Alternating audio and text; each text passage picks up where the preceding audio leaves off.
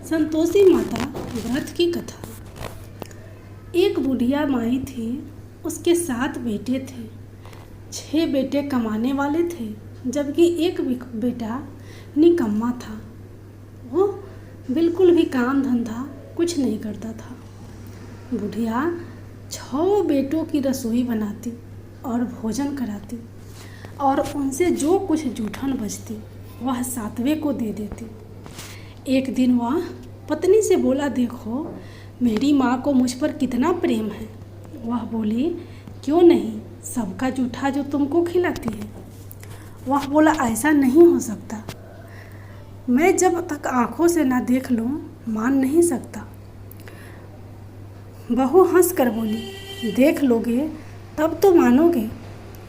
कुछ दिन बाद त्यौहार आया। घर में 7 प्रकार के भोजन और चूरमे के लड्डू बने।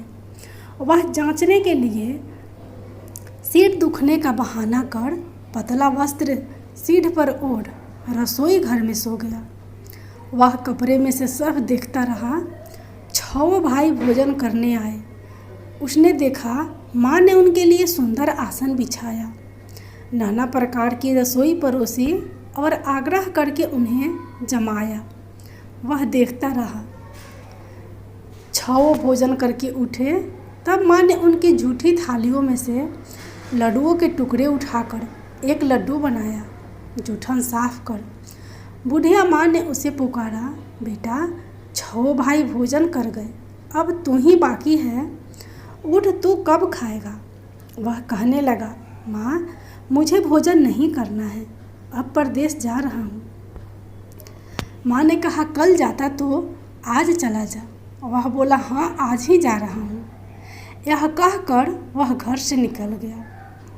चलते समय पत्नी की याद आ गई। वह गौशाला में कंडे यानी उपले थाप रही थी। वहाँ जाकर बोला, हम जावे परदेश, आवेंगे कुछ काल, तुम रहियो संतोष से, धर्म अपनो पाल। वह बोली, जियो जियो पिया आनंद से, हमारो सोच हटाए, राम भरोसे हम रहे, ईश्वर तुम्हें सहाय। 2 निशानी आपन देख धरू में धीर, सुधी मति हमारी, बिसारियो रखियो मन गंभीर। वह बोला, मेरे पास तो कुछ नहीं, यह अंगूठी है, सो ले लो और अपनी कुछ निशानी मुझे दे। वह बोली, मेरे पास क्या है, यह गोबर भरा हाथ है। यह कहकर उसकी पीठ पर गोबर के हाथ की थाप मार दी। वह चल दिया। चलते चलते दूर देश पहुंचा। परदेश में नौकरी। दूर देश पहुंचा। वहाँ एक साहूकार की दुकान थी। वहाँ जाकर कहने लगा, भाई मुझे नौकरी पर रख लो। साहूकार को ज़रूरत थी। बोला, रह जा। लड़के ने पूछा, तनख्वाह क्या दोगे। साहूकार ने कहा, काम देखकर दाम मिलेंगे। साहूकार की नौकरी मिली। वह सुबह 7 बजे से 10 बजे तक नौकरी बजाने लगा। कुछ दिनों में दुकान का सारा लेन देन, हिसाब किताब, ग्राहकों का माल बेचना, सारा काम करने लगा। साहूकार के साथ 8 नौकर थे। वे सब चक्कर खाने लगे। यह तो बहुत होशियार बन गया। सेठ ने भी काम देखा और 3 महीने में ही उसे आधे मुनाफे का हिस्सेदार बना लिया। वह कुछ वर्ष में ही नामी सेठ बन गया और मालिक सारा कारोबार उस पर छोड़कर चला गया। इधर उसकी पत्नी को सास ससुर दुख देने लगे। सारी गृहस्थी का काम करा के उसे लकड़ी लेने जंगल में भेजते। इस बीच घर के आटे से जो भूसी निकलती, उसकी रोटी बनाकर रख दी जाती और फूटे नारियल की नरेली में पानी। एक दिन वह लकड़ी लेने जा रही थी। रास्ते में बहुत सी स्त्रियां संतोषी माता का व्रत करती दिखाई दी। संतोषी माता का व्रत करते दिखाई दी। वह वहाँ खड़ी होकर कथा सुनने लगी और पूछा, बहनों तुम किस देवता का व्रत करती हो और उसके करने से क्या फल मिलता है। यदि तुम इस व्रत का विधान मुझे समझा कर कहोगे तो मैं तुम्हारा बड़ा एहसान मानूंगी। तब उनमें से एक स्त्री बोली, सुनो, यह संतोषी माता का व्रत है। इसके करने से निर्धनता दरिद्रता का नाश होता है और जो कुछ मन में कामना हो सब संतोषी माता की कृपा से पूरी होती है। तब उसने उससे व्रत की विधि पूछी। वह भक्तिन स्त्री बोली, 1.25 आने का गुड़ चना लेना, इच्छा हो तो 5.25 आने का लेना या 1.25 रुपये का भी सहूलियत के अनुसार लाना। बिना परेशानी और श्रद्धा व प्रेम से जितना भी बन पड़े सवैया लेना। प्रत्येक शुक्रवार को निराहार रहकर कथा सुनना, इसके बीच कर्म टूटे नहीं। लगातार नियम पालन करना।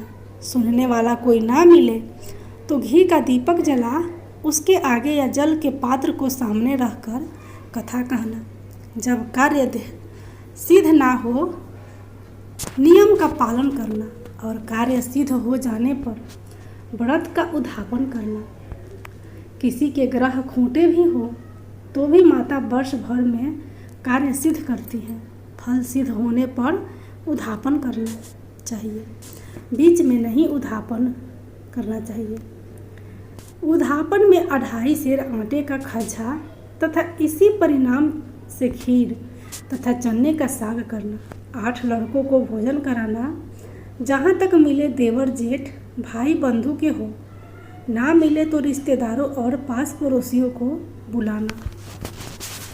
उन्हें भोजन करा यथाशक्ति दक्षिणा देना। माता का नियम पूरा करना। उस दिन घर में खटाई न खाना। यह सब सुन बुढ़िया के लड़के की बहू चल दी। रास्ते में लकड़ी के बोझ को बेच दिया और उन पैसों से गुड़ चना ले आई। माता के व्रत की तैयारी कर आगे चली। सामने मंदिर देखकर पूछने लगी, यह मंदिर किसका है? सब कहने लगे, संतोषी माता का मंदिर है।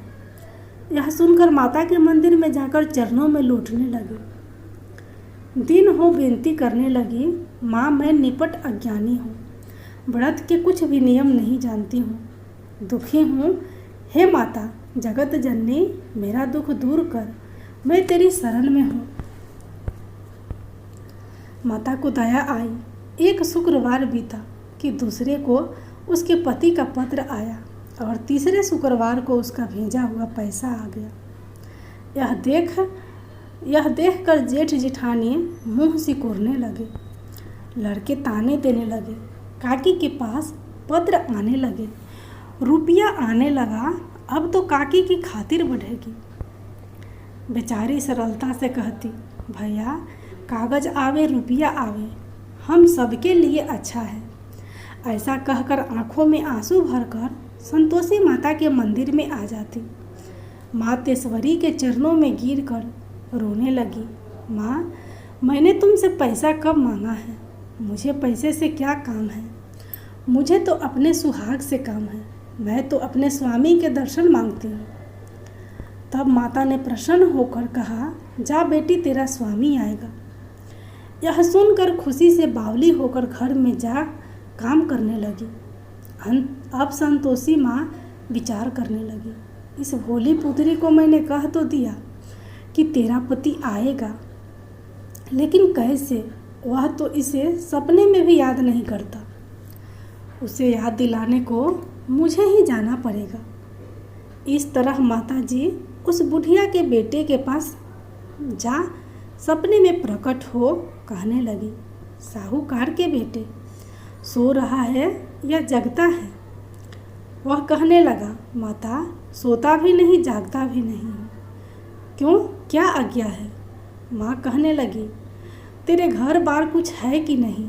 वह बोला, मेरे पास सब कुछ है, माँ बाप है, बहू है, क्या कमी है?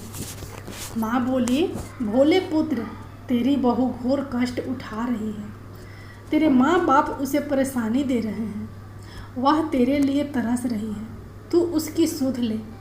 वह बोला, माताजी यह तो मालूम है, परंतु जाऊं तो कैसे? परदेश की बात है, लेन देन का कोई हिसाब नहीं, कोई जाने का रास्ता नहीं आता, कैसे चला जाऊं? माँ कहने लगी, मेरी बात मान, सवेरे नहा धोकर संतोषी माता का नाम ले, घी का दीपक जला दंडवत कर दुकान पर जा बैठ।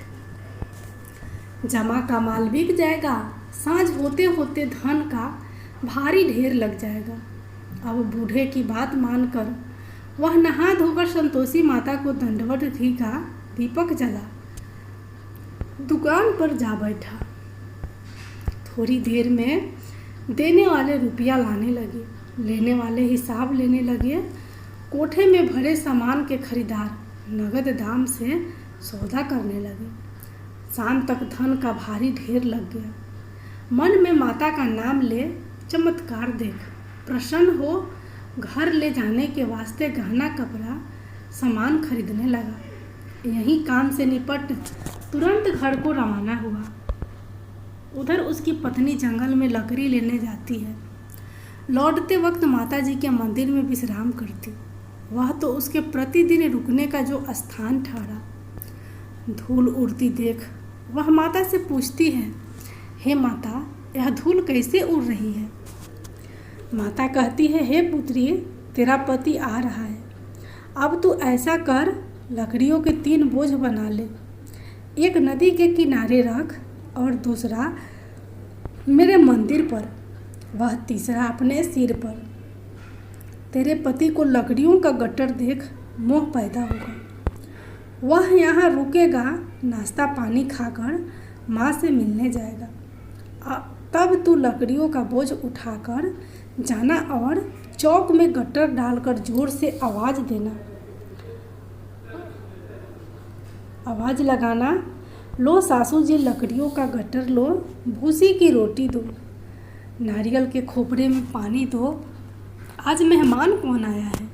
माता जी से बहुत अच्छा कहकर वह प्रसन्न मन से लकड़ियों के 3 गट्टर बनाए, एक नदी के किनारे पर और एक माता जी के मंदिर पर रखा।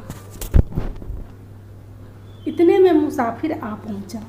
सूखी लकड़ी देख उसकी इच्छा उत्पन्न हुई कि हम यहीं पर विश्राम करें और भोजन बनाकर खा पीकर घर जाएं। इसी तरह रुककर भोजन बना विश्राम करके गांव को गया। सबसे प्रेम से मिला। उसी समय सिर पर लकड़ी का गट्टर लिए वह उतावली सी आती है। लकड़ियों का भारी बोझ आंगन में डालकर जोर से 3 आवाज़ देती है, लो सासू जी लकड़ियों का गट्टर लो, भूसी की रोटी दो, आज मेहमान कौन आया है। यह सुनकर उसकी सास बाहर आकर अपने दिए हुए कष्टों को भुलाने हेतु कहती है, बहू ऐसा क्यों कहती है, तेरा मालिक ही तो है, तेरा मालिक ही तो आया है। आ बैठ, मीठा भात खा, भोजन कर, कपड़े गहने पहन। उसकी आवाज़ सुन उसका पति बाहर आता है। अंगूठी देख व्याकुल हो जाता है। माँ से पूछता है, माँ यह कौन है। वह बोली, बेटा यह तेरी बहू है। जब से तू गया है तब से सारे गांव में भटकती फिरती है। घर का काम काज कुछ करती नहीं, 4 पहर आकर खाना खा जाती है। वह बोला, ठीक है माँ, मैंने इसे भी देखा और तुम्हें भी। अब दूसरे घर की ताली दो, उसमें रहूँगा। माँ बोली, ठीक है, जैसी तेरी मर्जी। तब वह दूसरे मकान की 3री मंजिल का कमरा खोल सारा सामान जमाया। एक दिन में राजा के महल जैसा ठाठ बाट बन गया।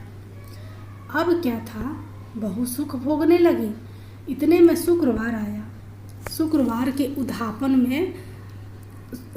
शुक्रवार आया।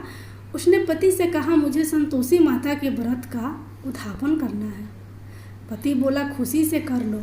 वह उद्यापन की तैयारी में लगने लगी। जिठानी के लड़कों को भोजन के लिए कहने गई।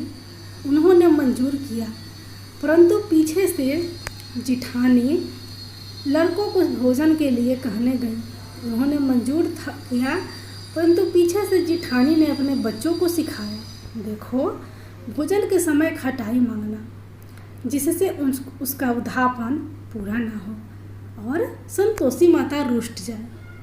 लड़के जीवने आए, खीर खाना पेट भर खाया। परंतु बाद में खाते ही कहने लगी, हमें खटाई दो, खीर खाना हमको नहीं भाता, देखकर अरुचि होती है। वह कहने लगी, भाई खटाई किसी को नहीं दी जाएगी, यह तो संतोषी माता का प्रसाद है। लड़के उठ खड़े हुए, बोले पैसे लाओ। भोली बहू कुछ नहीं जानती थी, उन्हें पैसे दे दिए। लड़के उसी समय हट करके इमली खटाई ले खाने लगे। यह देखकर बहू पर माताजी ने कोप किया। राजा के दूत उसके पति को पकड़ कर ले गए। जेठ जेठानी मन माने वचन कहने लगे, लूट लूट कर धन इकट्ठा कर लाया है, अब सब मालूम पड़ जाएगा जब जेल की मार खाएगा। बहू के यह सहन नहीं हुए। रोती हुई माताजी के मंदिर गई, कहने लगी, हे माताजी, तुमने क्या किया? हंसाकर अब भक्तों को रुलाने लगी। माता बोली, बेटी तूने उठापन करके मेरा व्रत का भंग किया है। वह कहने लगी, माता मैंने कुछ अपराध किया है, मैंने तो भूल से लड़कों को पैसे दिए थे, मुझे क्षमा करो, मैं फिर तुम्हारा उद्धापन करूंगी। माँ बोली, अब भूल मत करना। वह बोली, अब भूल नहीं होगी, अब बताओ वे कैसे आएंगे। माँ बोली, जा पुत्री, तेरा पति तुझे रास्ते में आता मिलेगा। वह निकली, राह में पति आता मिला। वह पूछी, कहाँ गए थे? वह कहने लगा, इतना धन कमाया है, उसका टैक्स राजा ने मांगा था, वह भरने गया था। वह प्रसन्न हो बोली, भला हुआ, अब घर को चले। कुछ दिन बाद फिर शुक्रवार आया। वह बोली, मुझे फिर माता का उद्धापन करना है। पति ने कहा, करो। बहू फिर जेठ के लड़कों को भोजन के कहने गई। जेठानी ने एक दो बातें सुनाई और सब लड़कों को सिखाने लगी, तुम सब लोग पहले ही खटाई मांगना।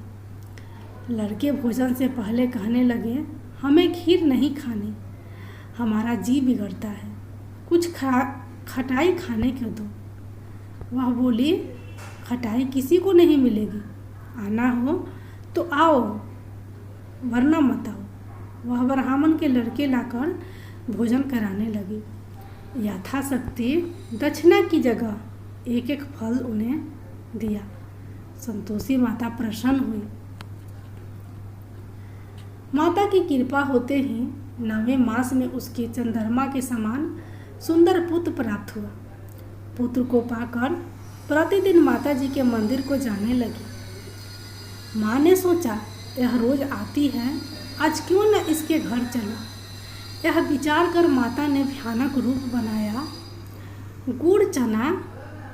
गुड़ चने से सना मुख, ऊपर सूंड के समान होठ, उस पर मक्खियाँ भिन भिन कर रही थी।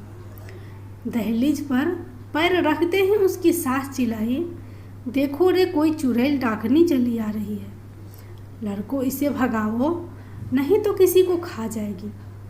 लड़के भगाने लगे, चिल्लाकर खिड़की बंद करने लगे। बहू रोशनदान से सब देख रही थी। प्रसन्नता से पगली बन चिल्लाने लगी, आज मेरी माता मेरे घर आई हैं, बच्चे को दूध पीने से हटाती है। इतने में सास का क्रोध फट पड़ा। वह बोली, क्या उतावली हुई है, बच्चे को पटक दिया। इतने में माँ के प्रताप से लड़के ही लड़के नजर आने लगे। वह बोली, माँ जी, मैं जिसका व्रत करती हूँ यह संतोषी माता है। सबने माता जी के चरण पकड़ लिए और विनती कर कहने लगे, हे माता, हम मूर्ख हैं, अज्ञानी हैं, तुम्हारे व्रत की विधि हम नहीं जानते। व्रत भंग कर हमने बड़ा अपराध किया है। जग माता, आप हमारा अपराध क्षमा करो। इस प्रकार माता प्रसन्न हुई। बहू को प्रसन्न हो जैसा फल दिया वैसे माता सबको दे, जो पढ़े या जो कथा सुने, उनके सब मनोरथ पूर्ण हो। बोलो संतोषी माता की जय।